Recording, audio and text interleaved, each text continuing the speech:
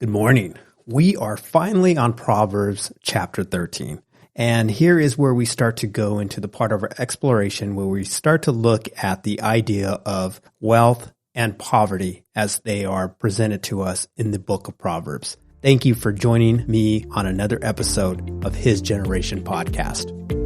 You're listening to His Generation Podcast, a weekly exploration to biblical truth as we explore the Word of God. His Generation Podcast airs every Sunday morning, so grab your Bible, and here we go.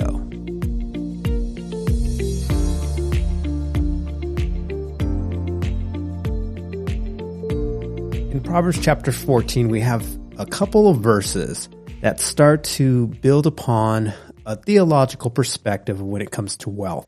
One thing that we do understand in the Proverbs is that it emphasizes the attributes of diligence and working hard, and definitely shows the opposition of those attributes like laziness and folly. And so when one pursues those type of attributes in their life, that is the diligent part, you're going to find yourself prosper. And not only are you going to prosper financially, but you will also be prosperous into things that are a benefit not only to your family, but also to those that are around you, especially those in need. And that's some of the things that we'll bring out here in Proverbs chapter 13. Now, I'm going to be highlighting some verses that remain with that topic and skipping other verses. But what I want to do at the end of this is I want to present 7 points when it comes to wealth and poverty in the Proverbs.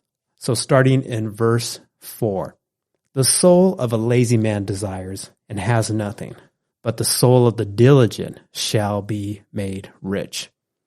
Both of these have a desire, yet those determined will be satisfied because of their hard work and moving forward.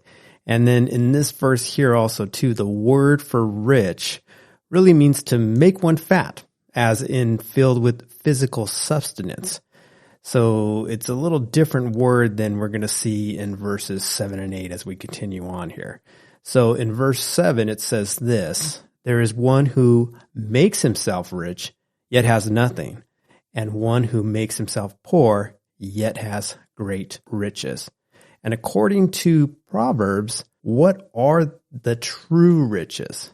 In fact, we've learned in previous chapters that rubies and precious stones cannot be compared to what wisdom offers. And we see that in chapter 3, verse 15. And the riches that comes from seeking wisdom are enduring riches mixed with righteousness, better than gold. Proverbs 8:18 through 19.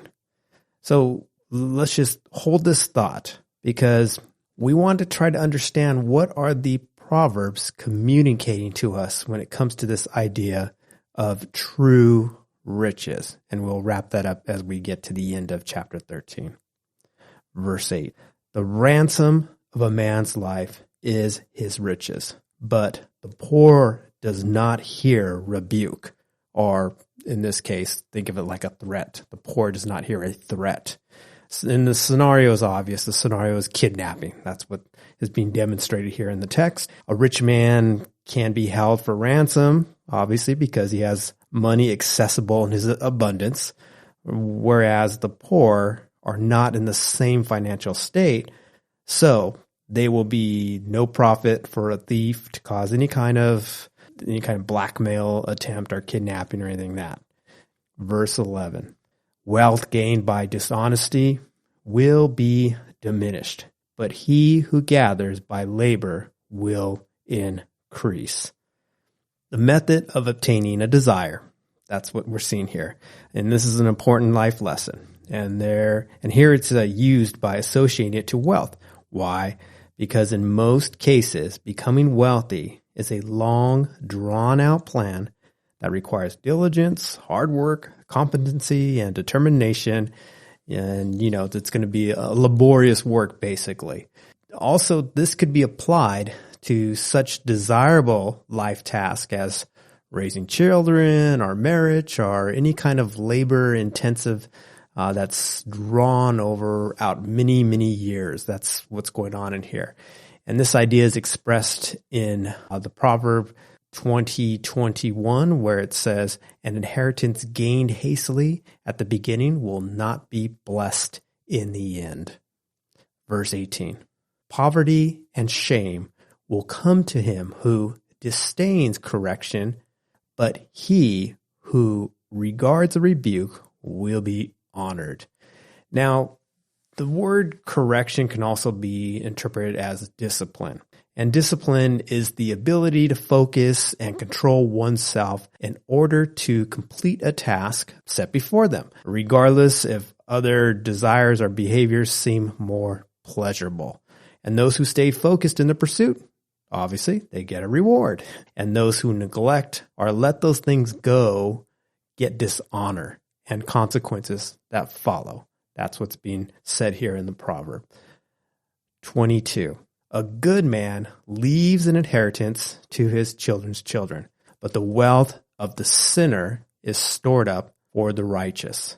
The point being here, material wealth is temporary to its original owner. However, wealth in the hands of the good is used for its temporary purpose, providing sustenance for his family unit in this life. And on the other hand, the sinner's unrighteous gathering of wealth will eventually have its diminish to others who it was not intended for. And this thought falls in line with the Sermon on the Mount teachings where Jesus said, blessed are the meek, for they shall inherit the earth. Also, the attitude of the person with one talent in the parable of the talents, where we see there quoted in the New Testament, Lord, I knew you were a hard man, so I buried it. Of course, the Lord rebuked him and said, what? Take it from him and give it to the other with the 10 talents. So there's that idea duplicated again later on in the New Testament. Verse 23. Much food is in the fallow ground of the poor, and for lack of justice there is waste.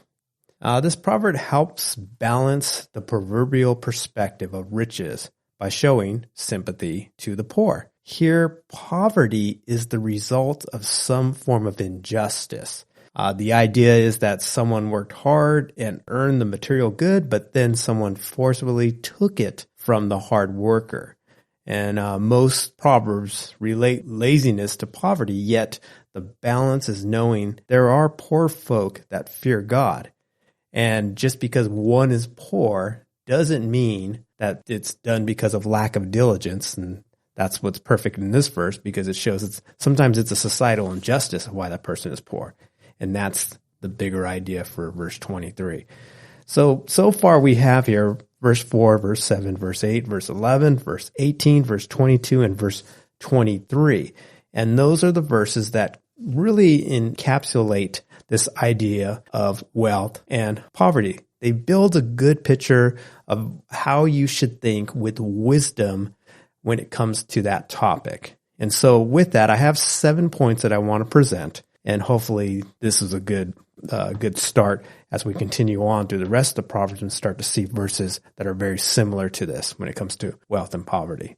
So the first point is, God blesses the righteous with wealth. Now we learned in chapter 3, verses 9 through 10, where it says, honor the Lord with your wealth and with the first fruits of all your increase. And so your barns will be filled with plenty and your vats will overflow with new wine. Now, if one honors the Lord with their wealth, the Lord will use you as a vessel of material provision for righteousness' sake. And that's what we see there.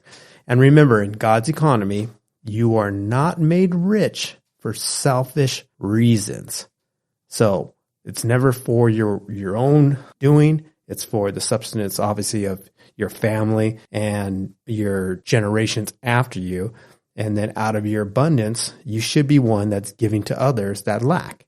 That's the basic idea of having wealth and knowing this is how it works in God's economy.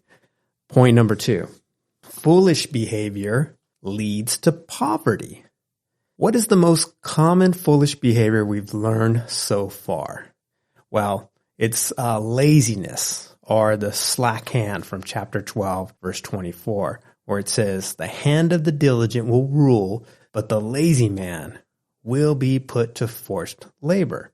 And other behaviors have been covered too, such as greed and robbery, wasted time, false worry, things like that.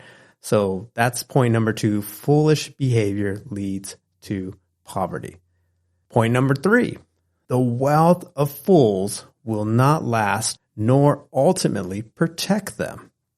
And we see this in chapter 11, verses 4 and 8, where it says, riches do not profit in the day of wrath, but righteousness delivers from death. And then in verse 18, where it says, the wicked man does deceptive work, but he who sows righteousness will have a sure reward. And we also get a taste of this observation in verse 11 in our text, where it says there in verse 11, wealth gained by dishonesty will be diminished, but he who gathers by labor will increase. And then we go to point number 4. Poverty can be the result of injustice and oppression, not just laziness. And for that, our prime example, like I said previously, is going to be your verse 23 here in chapter 13, which says, much food is in the fallow ground of the poor, and for lack of justice, there is waste. Point number 5, those with money must be generous. Proverbs chapter 11, 24 through 25 covers this point so well. And this is what it says. There is one who gives freely, yet gains more. But one who withholds what is due will surely become needy.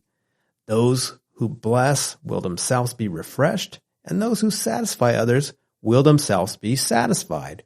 People will curse those who withhold grain, but blessing will be on the head of those who sell it. So those with money must be generous. Let's go to point number 6. Wisdom is better than the most esteemed wealth.